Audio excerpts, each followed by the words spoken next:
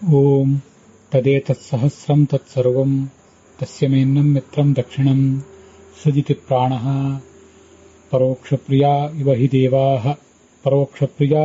ದೇವಾಃ ಓಂ ಸಿದ್ಧಾಯ ನಮಃ.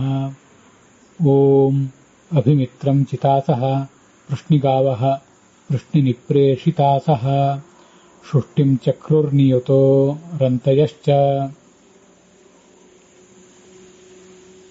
ಶ್ರೀ ಗುರುಭ್ಯೋ ನಮಃ. ಮಹಾಭಾರತದ ಅನುಶಾಸನ ಪರ್ವದ 358ನೇಯ ಭಾಗ ಇದು. ವಿಷ್ಣು ಸಹಸ್ರನಾಮ ಸ್ತೋತ್ರದ 100ನೇಯ ಸಿದ್ಧ ಎಂಬ ನಾಮವನ್ನು ಮತ್ತೆ ಅದಕ್ಕೆ ಸಂಬದ್ಧವಾದಂತಹ ಬೃಹತಿ ಮಂತ್ರವನ್ನು ಕೂಡ ಇವತ್ತು ನಾವು ನೋಡೋಣ. ಇವತ್ತು ಕೂರ್ಮ ಜಯಂತಿ, ಕಳೆದ ದಿವಸ ನರಸಿಂಹ ಜಯಂತಿ, ಅದರ ಹಿಂದಿನ ದಿವಸ ವೇದವ್ಯಾಸ ಜಯಂತಿ. ಕೂರ್ಮ ಜಯಂತಿ ಇವತ್ತು ಇರುವುದಲ್ಲದೆ ವೇದವ್ಯಾಸರ ಪೂಜೆ ಕೂಡ ನಡೀತದೆ. ವೈಶಾಖ ಪೂರ್ಣಿಮಾ ದಿವಸ ಇವತ್ತು. ಅದಲ್ಲದೆ ಬುದ್ಧ ಪೂರ್ಣಿಮಾ ಅಂತ ಕೂಡ ಖ್ಯಾತವಾದಂತಹ ದಿವಸ ಇದು. ಅನೇಕ ಕಡೆಗಳಲ್ಲಿ ನರಸಿಂಹರೂಪಿಯಾದಂತಹ ಭಗವಂತನ ರಥೋತ್ಸವ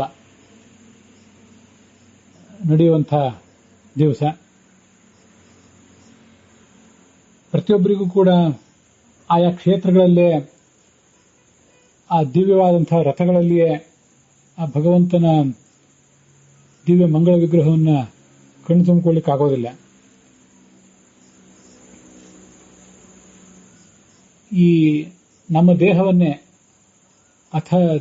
ದೇವರಥ, ನಮ್ಮ ಈ ದೇಹವನ್ನೇ ಭಗವಂತನ ರಥ ಅಂತ ಭಾವಿಸಿ, ಈ ದೇಹ ನಡೆದಾಡುವುದೇ ಆ ಭಗವಂತನ ರಥೋತ್ಸವ ಅಂತ ಭಾವಿಸಿ, ನಾವಿದ್ದಲ್ಲಿಯೇ ಆ ನರಸಿಂಹರೂಪಿಯಾದ ಅಥವಾ ಕೂರ್ಮರೂಪನೂ ಬುದ್ಧರೂಪನೂ ಆದಂತಹ ಆ ಭಗವಂತನ ರಥೋತ್ಸವವನ್ನು ಮಾಡಿ, ಅದರ ಜೊತೆಗೆ ವ್ಯಾಸ ಪೂಜೆಯನ್ನು ಕೂಡ ಜ್ಞಾನ ಕಾರ್ಯದ ಮೂಲಕವೇ ಮಾಡಿ, ಆ ವ್ಯಾಸರೂಪಿಯಾದ ವ್ಯಾಸ ಕೂರ್ಮ ನರಸಿಂಹಾದಿ ರೂಪಿಯಾದಂತಹ ಭಗವಂತನ ಆರಾಧನೆಯನ್ನ ಮಾಡಲಿಕ್ಕೆ ಅಂತ ನಾವು ಉಪಸ್ಥಿತರಾಗಿದ್ದೇವೆ.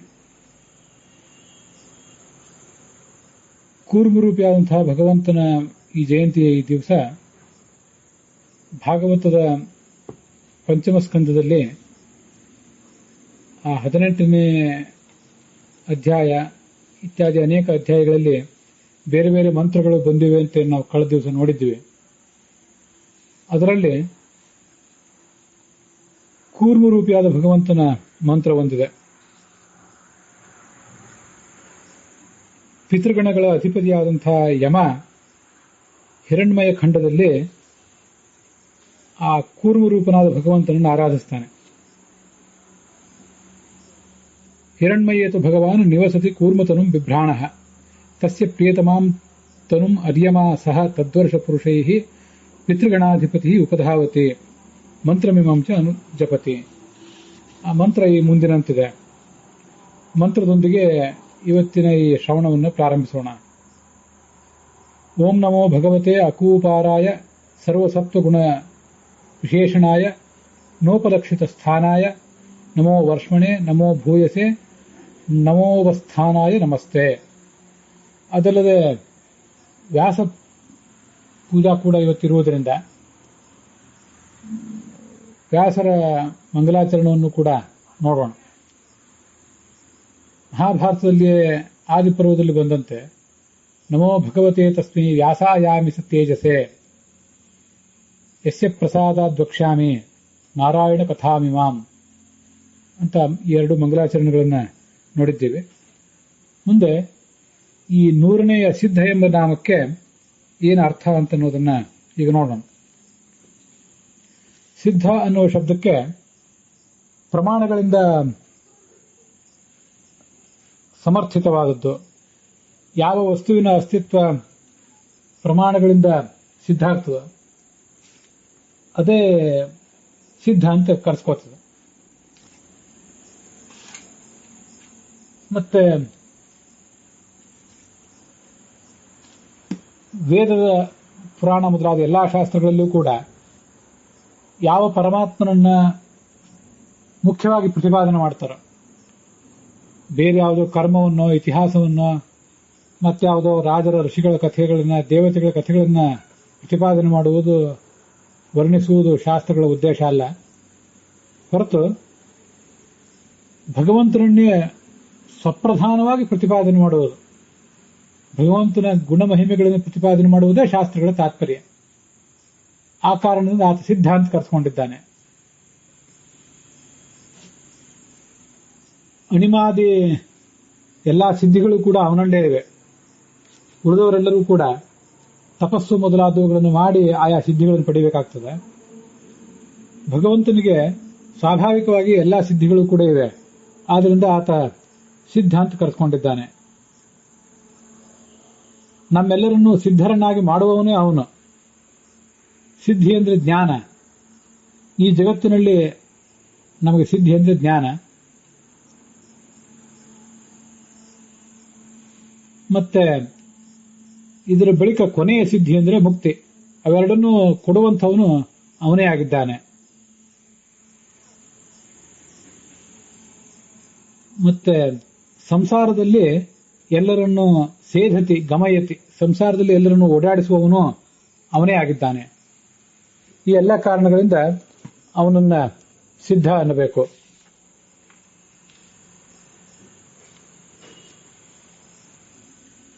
ಈಗ ಈ ಬೃಹತಿ ಮಂತ್ರಕ್ಕೆ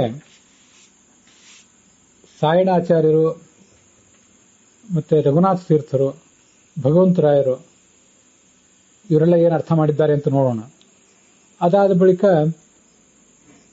ನಾವು ಮಾಡಿಕೊಳ್ಬೇಕಾದಂತಹ ಅನ್ವಯಾರ್ಥ ಭಾವಾರ್ಥವನ್ನು ಕೂಡ ಇದರ ಬಳಿಕ ನೋಡೋಣ. ಸಾಯಣಾಚಾರ್ಯ ಹೇಳುವಂತೆ ಯದಾ ಇಂದ್ರ ಸುದಾಸಃ ರಕ್ಷಣಾರ್ಥಮಾಗಚ್ಚತಿ, ಇಂದ್ರ ತನ್ನ ಭಕ್ತನಾದ ಸುದಾಸನ ರಕ್ಷಣೆಗಾಗಿ ಬಂದಾಗ ಈ ಪೃಷ್ಣಿಗಾವ ಅಂದ್ರೆ ನಾನಾ ಥರದ ಬಣ್ಣವುಳ್ಳಂಥ, ಪೃಷ್ಣಿ ಅಂದ್ರೆ ಅದೊಂದು ಬಣ್ಣ, ಅಂಥ ಬಣ್ಣವುಳ್ಳಂಥ ಆ ಕುದುರೆಗಳು, ಗೋವುಗಳು ಅಂದ್ರೆ ಕುದುರೆಗಳು, ಅವುಗಳು ಕೃಷ್ಣ ಮಾತ್ರ ತಾಯಿಯಿಂದ ತಮ್ಮ ತಾಯಿಯಿಂದ ಪ್ರೇರಣೆಯನ್ನು ಪಡೆದು ಎಲ್ಲಾ ಕುದುರೆಗಳು ಸೇರಿ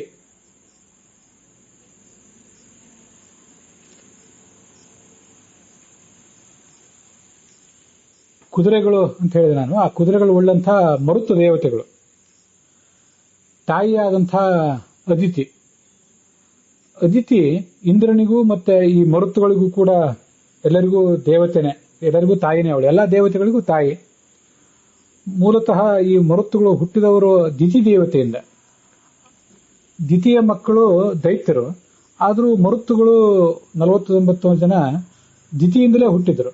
ಆದ್ರೆ ಮುಂದೆ ಅವರು ಪರಮಾತ್ಮನ ಹಿಂಬಾಲಕರಾಗಿ ಅದಿತಿಯ ಇಂದ್ರನ, ದೇವರಾಜನಾದ ಇಂದ್ರನ ಹಿಂಬಾಲಕರಾಗಿ ಆ ದೇವರಾಜನಾದ ಇಂದ್ರನಿಗೆ ತಾಯಿಯಾದಂತಹ ಅದಿತಿಗೆ ಇವಳು ಕೂಡ ಮಕ್ಕಳು ಅಂತ ಕರೆಸ್ಕೊಂಡ್ಬಿಟ್ರು.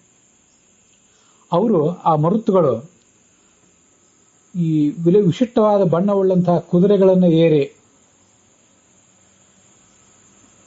ಯುದ್ಧಕ್ಕೆ ಸನ್ನದ್ಧರಾದರು. ಇಂದ್ರನಿಗೆ ನಾವು ಸಹಾಯ ಮಾಡಬೇಕು ಅಂತ ಹಿಂದೊಂದು ಸಮಯ ಅವರಲ್ಲಿ ಆಗಿತ್ತು.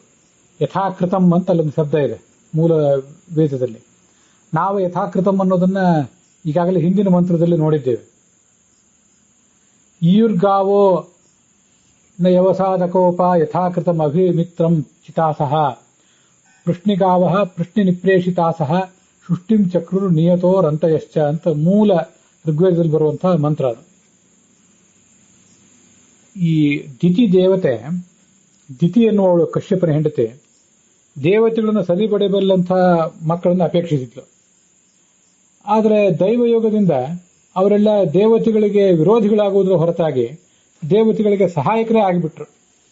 ಆದ್ರಿಂದ ದೇವರಾಜನಾದ ಇಂದ್ರನಿಗೆ ಅವರೀಗ ಸಹಾಯಕರೇ ಆದರೂ ಇಂದ್ರನ ಪರವಾಗಿ ನಾವು ಯುದ್ಧದಲ್ಲಿ ಭಾಗವಹಿಸಬೇಕು ಅಂತ ಹಿಂದೆ ತಾವು ಮಾಡಿಕೊಂಡಂತ ಒಪ್ಪಂದವನ್ನ ಗಮನಿಸಿ ಆ ಇಂದ್ರನ ಕಾರ್ಯಕ್ಕಾಗಿ ಅವರು ಬಂದರು.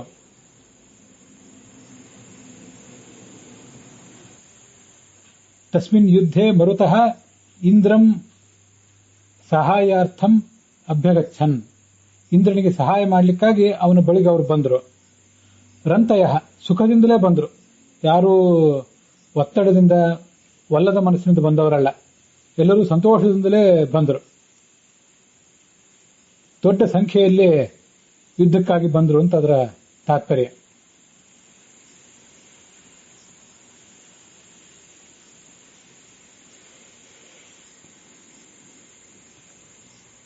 ರಘುನಾಥ ತೀರ್ಥರ ವ್ಯಾಖ್ಯಾನದಂತೆ ಯಥಾಕೃತಮಿತಿ ವರ್ತತೆ.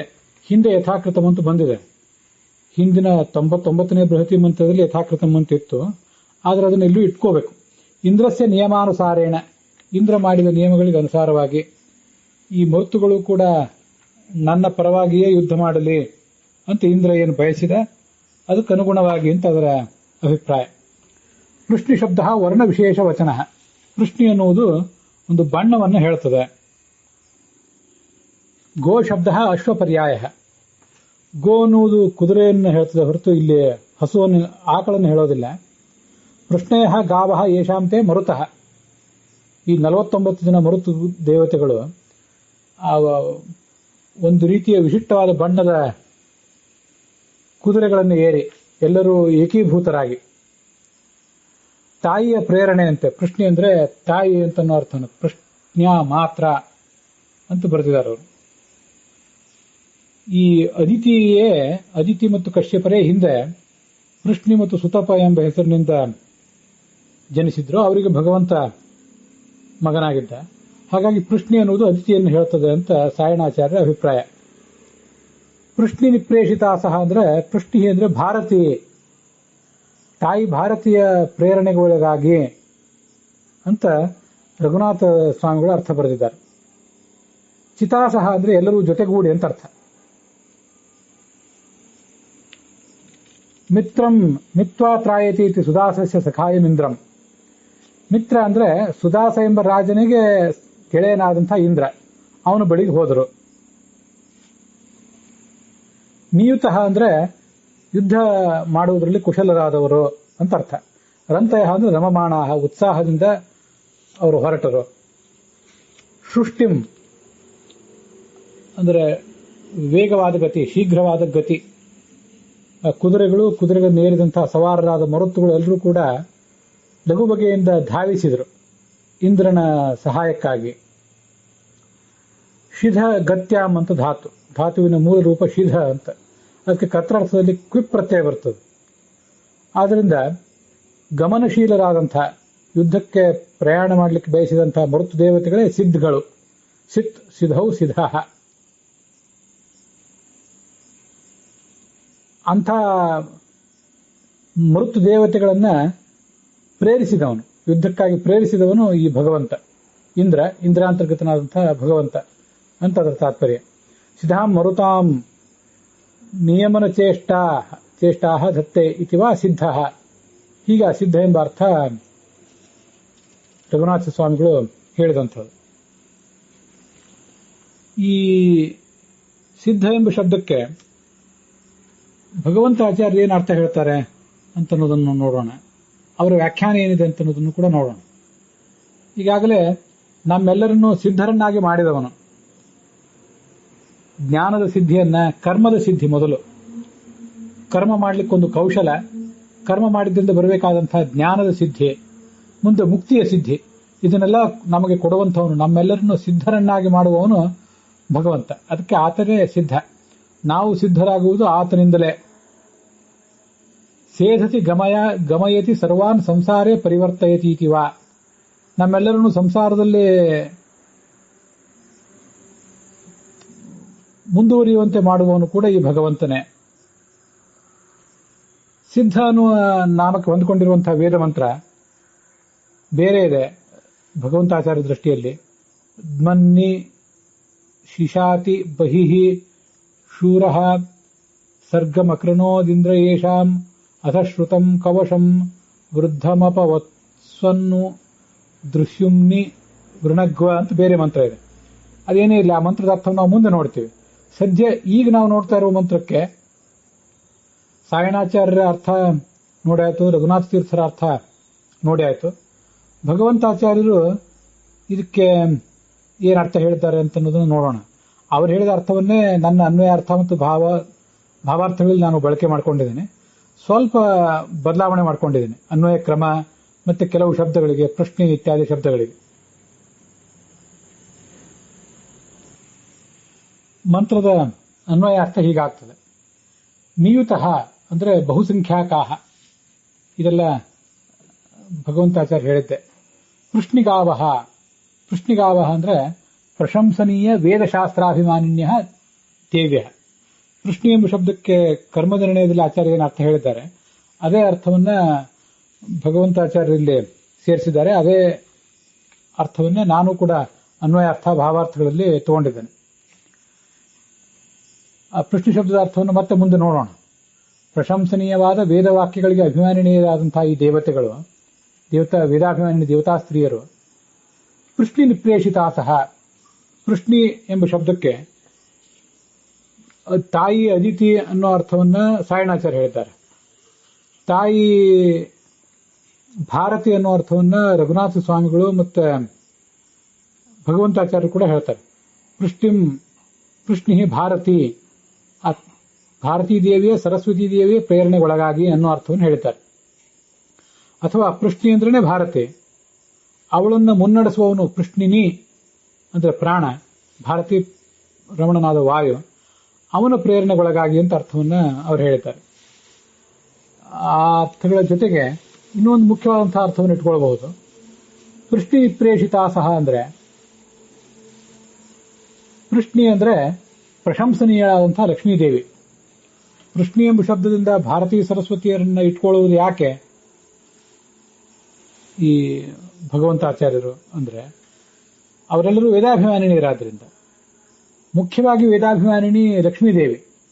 ಆದ್ರಿಂದ ಪ್ರಶಂಸೆಗೆ ಪಾತ್ರಳಾವ್ ಅನ್ನೋ ದೃಷ್ಟಿಯಿಂದ ಪೃಷ್ಣಿ ಅಂತ ಕರೆಸಿಕೊಂಡು ವೇದಾಭಿಮಾನಿನಿಯಾದವಳು ಲಕ್ಷ್ಮೀದೇವಿ. ಅವಳ ಪ್ರೇರಣೆಗೊಳಗಾಗಿ, ಇದು ನನ್ನ ಅರ್ಥ. ಉಳಿದಿದ್ದಲ್ಲೂ ಕೂಡ ಭಗವಂತಾಚಾರ್ಯರ ಅರ್ಥನೇ. ಪೃಷ್ಣಿ ಅಂದ್ರೆ ಲಕ್ಷ್ಮೀದೇವಿ, ಅವರ ಪ್ರೇರಣೆಗೊಳಗಾಗಿ ಚಿತಾಹ ಏಕೀಭೂತಃ, ಇವರೆಲ್ಲರೂ ಒಟ್ಟುಗೂಡಿ ಮಿತ್ರಂ ಅಂದ್ರೆ ಪರಮಾತ್ಮಾನಂ, ದ್ವಿತೀಯ ವಿಭಕ್ತಿ ಇದೆ, ಅದಕ್ಕೆ ಪರಮಾತ್ಮನಃ ಅಂತ ಅರ್ಥ. ಸೃಷ್ಟಿಂ, ಆ ಪರಮಾತ್ಮನ ಪ್ರಾಪ್ತಿಯನ್ನ ಅಂದ್ರೆ ಪ್ರತಿಪಾದನೆಯನ್ನ ಮಾಡಿದರು, ಅಥವಾ ಪರಮಾತ್ಮನ ಜೊತೆಗೆ ಗಾಢವಾಗಿ ಸಂಬದ್ಧರಾದರು ಇವರು. ಅವನಲ್ಲೇ ತನ್ನ ಮನಸ್ಸನ್ನು ನೆಟ್ಟರು. ಪೂರ್ಣತೆಯ ಚಕ್ರುಹೋ ತಂ ಪ್ರತಿಪಾದಯಾಂ ಬಭೂಹೋ, ಆ ಭಗವಂತನನ್ನೇ ಪ್ರತಿಪಾದನೆ ಮಾಡಿದರು. ತತಶ್ಚ ರಂತಯ ಸುಖಿನ್ಯ ಬಭೂಹೋ ಅಂತ ಅದರ ಅರ್ಥ. ಹೀಗೆ ಭಗವಂತನನ್ನು ಪ್ರತಿಪಾದನೆ ಮಾಡಿ ಅವರೆಲ್ಲರೂ ಕೂಡ ಸಂತೋಷಪಟ್ಟರು.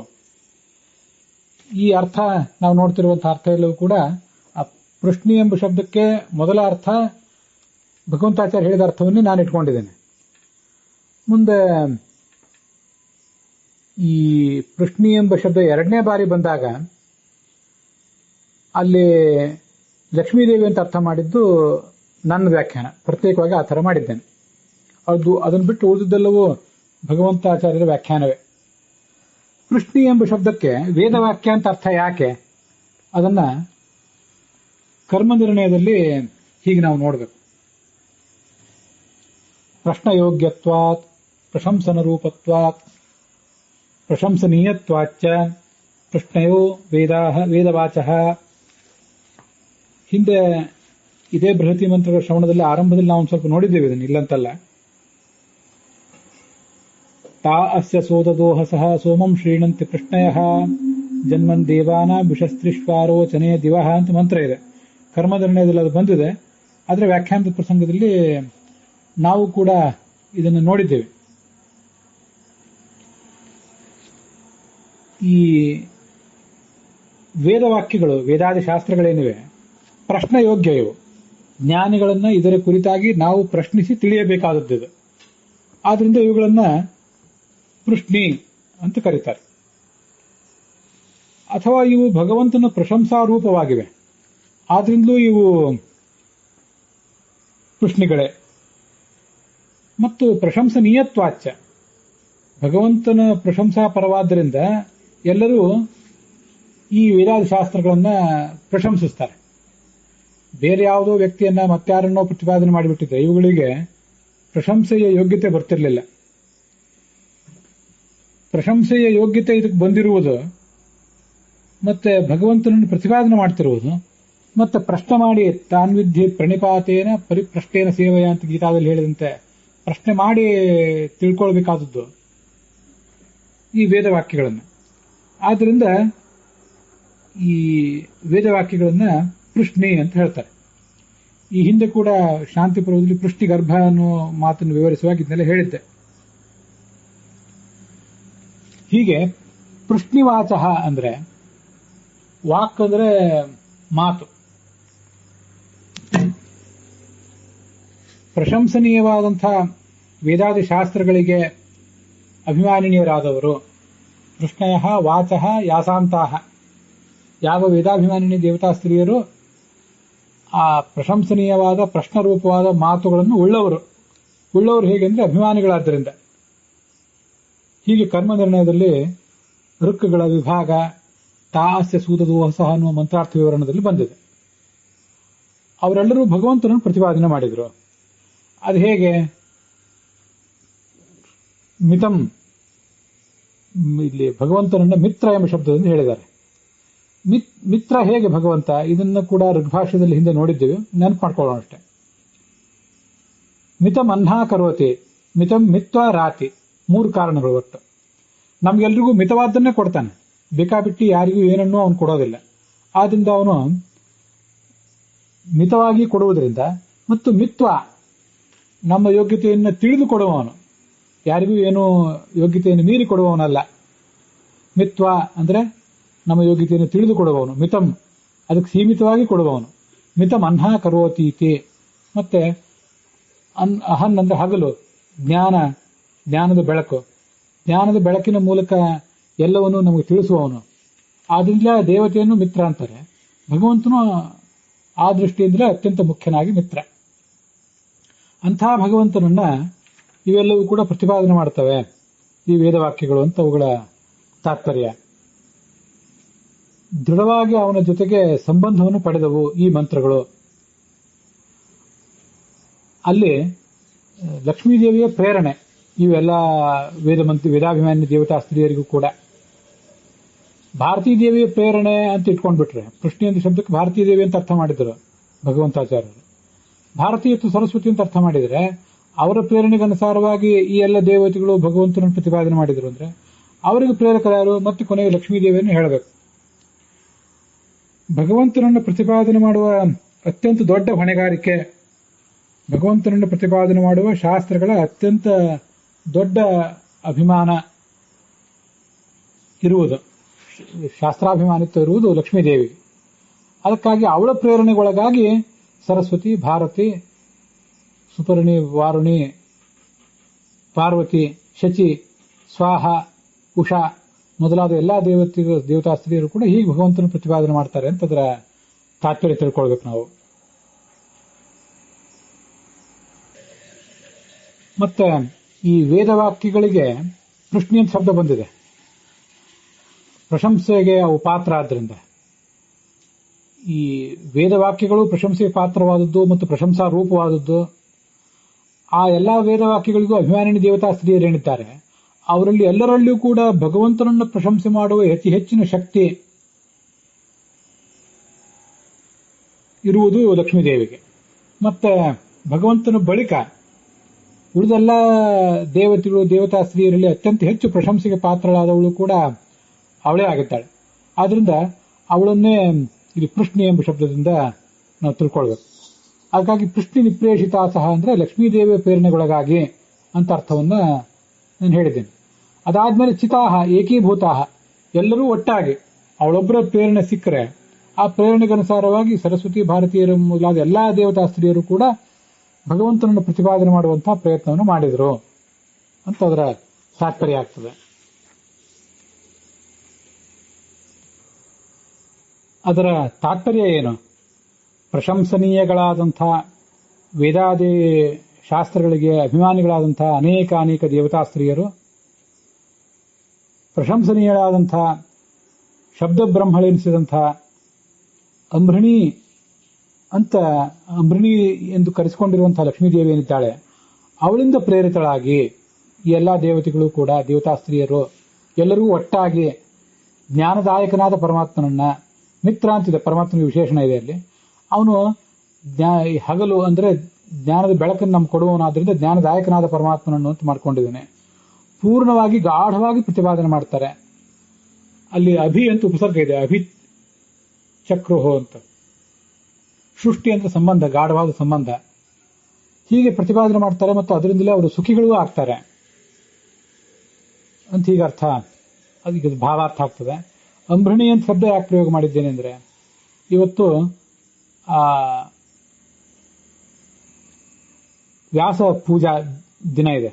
ಆದ್ರಿಂದ ವ್ಯಾಸನ ಪತ್ನಿಯಾದಂತಹ ಅಂಬೃಣಿ ರೂಪಳಾದ ಲಕ್ಷ್ಮಿ ಏನಿದ್ದಾಳೆ, ಅವಳ ಪ್ರೇರಣೆಯಿಂದ ಈ ಎಲ್ಲಾ ದೇವತಾ ಸ್ತ್ರೀಯರು ಭಗವಂತನನ್ನ ಪ್ರತಿಪಾದನೆ ಮಾಡ್ತಾರೆ ಅಂತ ತಾತ್ಪರ್ಯ. ಹೀಗೆ ಭಗವಂತನ ಆ ವೇದವ್ಯಾಸ, ಕೂರ್ಮ, ಬುದ್ಧ, ವಿಶೇಷತಃ ವ್ಯಾಸ ಮತ್ತು ಬುದ್ಧ ರೂಪಗಳೆಲ್ಲವೂ ಕೂಡ ಜ್ಞಾನವನ್ನು ಕೊಡ್ಲಿಕ್ಕಾಗಿರುವಂತಹ ರೂಪಗಳು. ಬುದ್ಧ ಅಂದ್ರೆ ಜ್ಞಾನ ಅಂತಾನೆ ಅರ್ಥ. ಸಿದ್ಧ ಅನ್ನೋ ಶಬ್ದವು, ಬುದ್ಧ ಅನ್ನೋ ಶಬ್ದವು ಒಂದೇ ಥರ ಇದೆ, ಗಮನಿಸಬೇಕು. ಎರಡೂ ಕೂಡ ಕ್ತಪ್ರತ್ಯಯಾಂತವಾದ ಶಬ್ದಗಳು. ಬುಧ ಅವಗಮನೆ ಧಾತುವಿನಿಂದ ಬಂದದ್ದು ಬುದ್ಧ ಎಂಬ ಶಬ್ದ, ತಿಳಿದವನು ಅಂತ ಅರ್ಥ. ಸಾಧನೆಯನ್ನು ಮಾಡಿದವನು, ಸಾಧನೆಯ ಶಿಖರವನ್ನೇರಿದವನು ಅನ್ನೋ ಅರ್ಥದಲ್ಲಿ ಸಿದ್ಧ ಗತ್ಯಾಂ ಧಾತುವಿನಿಂದ ಕ್ತಪ್ರತ್ಯಯ ಬಂದಾಗ ಹುಟ್ಟುವಂಥದ್ದು ಸಿದ್ಧ ಎಂಬ ಶಬ್ದ.